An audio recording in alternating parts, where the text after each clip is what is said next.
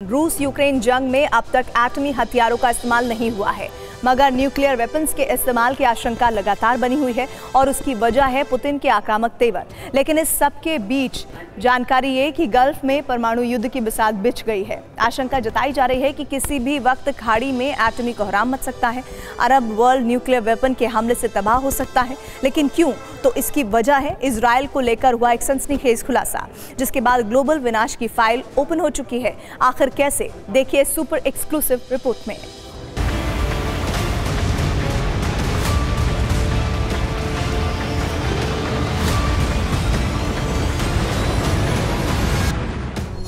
जिस मुल्क के नाम से मिडिल ईस्ट थर्राता है,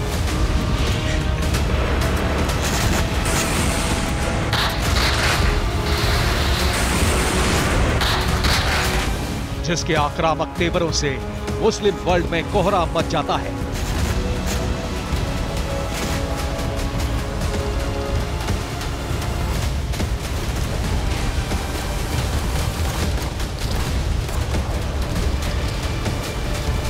जिसकी जंगी सनक से अरब सहम जाता है,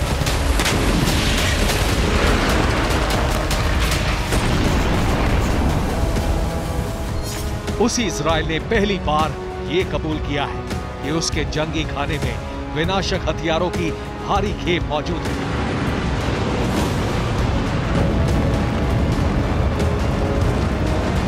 वो जब चाहे, जिसे चाहे, अपने न्यूक्लियर वेपन से निशाना बना सकता है, गल्फ में एटमी कोहराम मचा सकता है।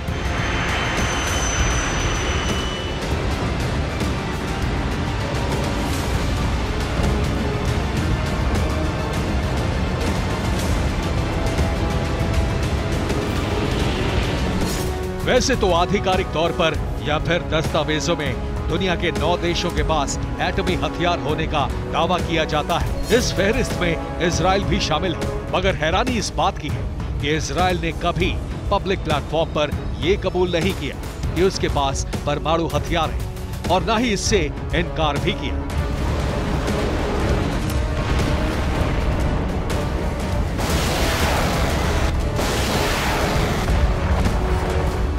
लेकिन पहली बार इजराइल के एक बड़े नेता ने खुलेआम ये कबूल किया कि इजराइल परमाणु संपन्न देश है और उसके एटमी जखीरे में विनाशकों की अच्छी खासी खेप है।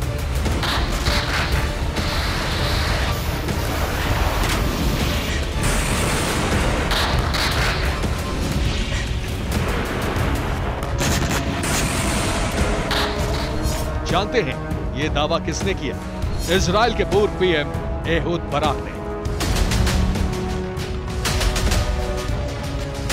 इजराइल के एक्स प्राइम मिनिस्टर ने अपने सोशल मीडिया अकाउंट पर इजरायली भाषा यानी हिब्रू में लिखा, इजराइल में अगर तानाशाही की शुरुआत हुई तो इसका असर न सिर्फ अरब वर्ल्ड में बल्कि इजराइल के एटमी हथियारों और जखीरे पर भी पड़ेगा।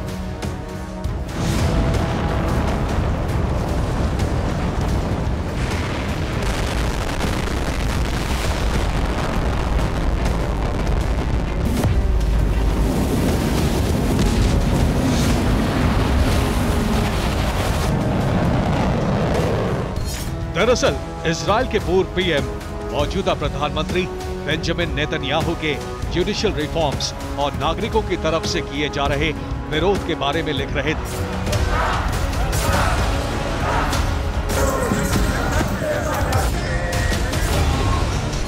मगर इसी दौरान वो ये भी लिख गए कि इजराइल एक परमाणु संपन्न देश है। बस फिर क्या, इजराइल के एक्स पीएम का ये बयान जबरदस्त तरीके से वायरल होने लगा। हालांकि एहूद बराक ने मामले को बढ़ता देख अपने ट्वीट डिलीट कर दिए, मगर तब तक ये खबर आग की तरह पूरे गल्फ में फैल गई।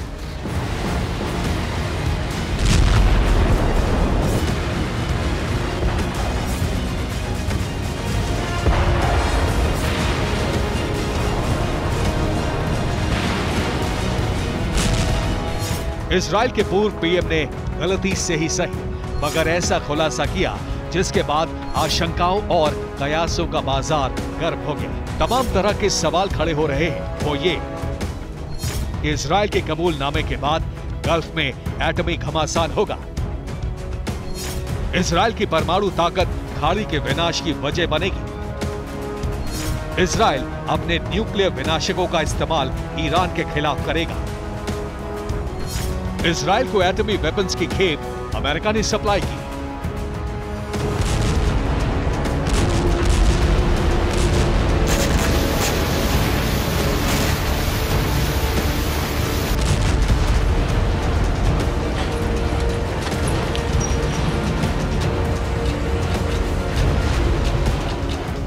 दरअसल ये सवाल यूं ही नहीं खड़े हो रहे हैं। इसके पीछे की सबसे बड़ी वजह है ईरान का न्यूक्लियर प्रोग्राम, जो किसी भी वक्त पूरा हो सकता है।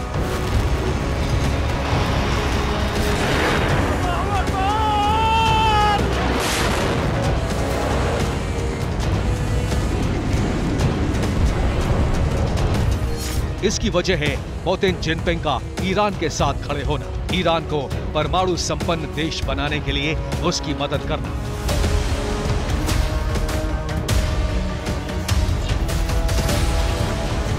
दरअसल हाल ही में अमेरिकी खुफिया एजेंसी CIA ने यह खुलासा किया था कि साल 2023 में ईरान का न्यूक्लियर प्रोग्राम पूरा होने वाला है। एटमी वॉरहेड बनाने के लिए ईरान ने यूरेनियम जुटा लिया है। ईरान के परमाणु प्रोग्राम में रूस और चीन भी मदद कर रहे हैं। जल्द ही ईरान न्यूक्लियर वेपन्स का टेस्ट भी कर सकता है।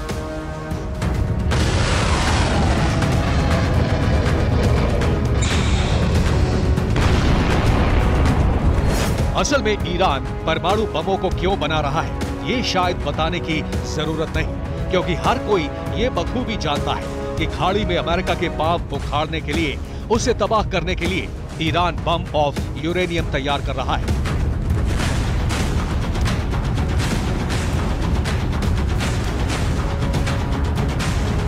बीते कई सालों से ईरान के न्यूक्लियर साइंटिस्ट इस मिशन पर जुटे हुए हैं। दावा तो यहां तक किया जा रहा है कि जैसे ही ईरान एटम बम को तैयार कर लेगा, उसके फौरन बाद इस विनाशकारी हथियार का टेस्ट भी करेगा।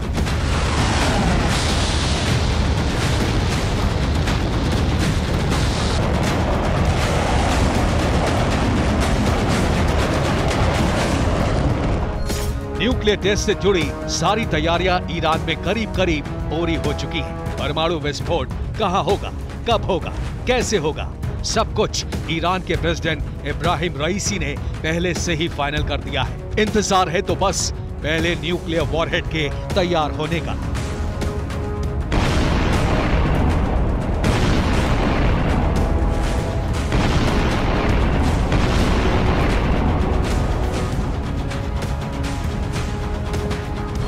अब सवाल यह है कि आखिर अमेरिकी खुफिया एजेंसी CIA को ईरान के न्यूक्लियर प्रोग्राम की जानकारी कहां से मिली? आखिर कैसे CIA ने अपनी रिपोर्ट में 12 दिनों के भीतर ईरान के परमाणु बम तैयार होने का दावा किया? तो उसकी वजह है ईरान के परमाणु प्लांट में यूरेनियम धातु का उत्पादन।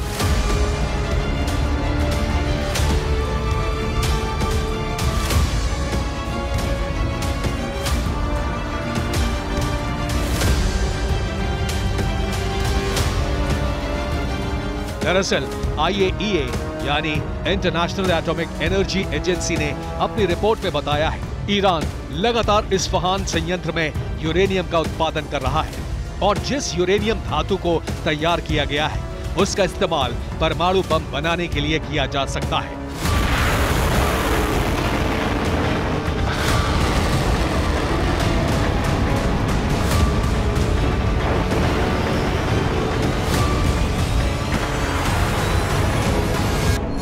बस ईरान की इसी एटमी सनक ने सुपर पावर अमेरिका के होश फाख्ता कर रखे हैं, क्योंकि अगर ईरान एटमी पावर से लैस हुआ तो वो सबसे पहले इजराइल और सऊदी अरब को निशाना बनाएगा, क्योंकि इजराइल अमेरिका के इशारे पर ईरान के न्यूक्लियर प्रोग्राम को तबाह करने की कोशिश कर रहा है।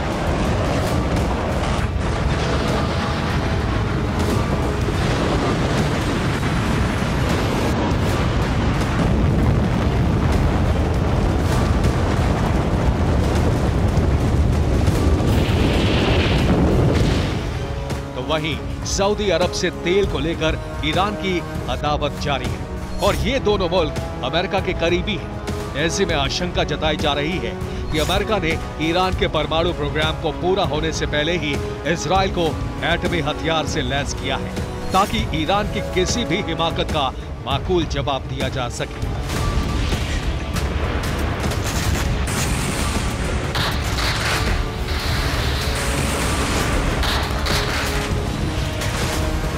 Bureau report, TV9 Bharatvarsh.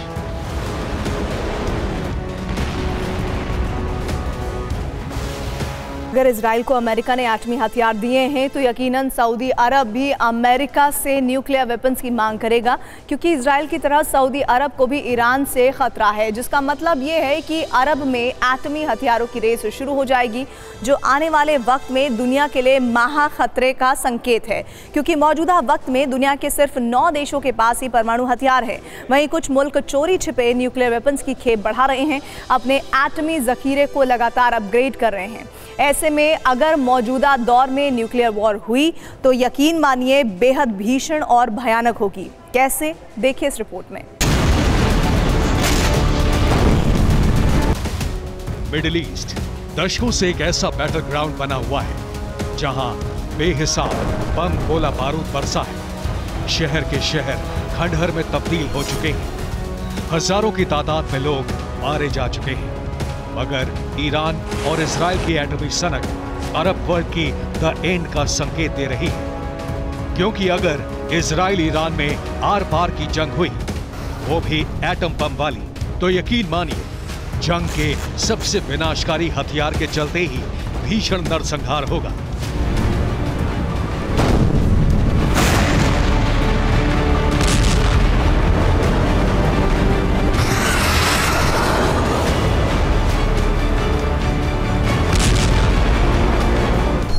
क्योंकि इस परमाणु युद्ध में दुनिया के बाकी मुल्क भी खुद को झोंक देंगे। जहां इजराइल के साथ अमेरिका खड़ा होगा, तो वहीं ईरान के साथ रूस और चीन भी न्यूक्लियर वेपन्स के साथ युद्ध में कूद जाएंगे, जिसका नतीजा ये होगा कि करीब करीब दुनिया का 75% हिस्सा कब्रिस्तान बन जाएगा।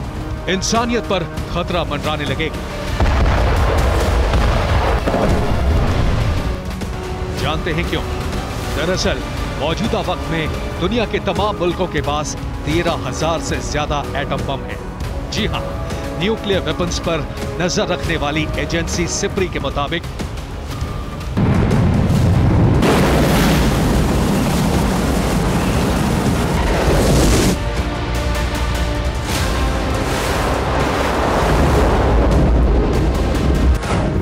रूस के पास 5,977, अमेरिका के पास 5,428, चीन के पास 350, फ्रांस के पास 290, ब्रिटेन के पास 225, भारत के पास 160, पाकिस्तान के पास 165, इजराइल के पास 90 और नॉर्थ कोरिया के पास 20। यानी परमाणु हथियारों का करीब 90% हिस्सा तो सिर्फ रूस और अमेरिका के पास है।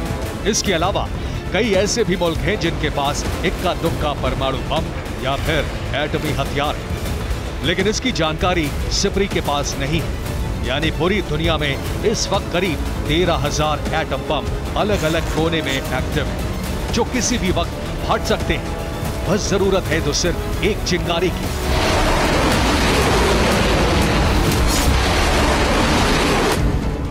और उस चिंगारी को सुलगाने का काम अगर इजराइल या फिर ईरान ने किया, तो फिर अंजाम दुनिया की तबाही पर ही जाकर खत्म होगा।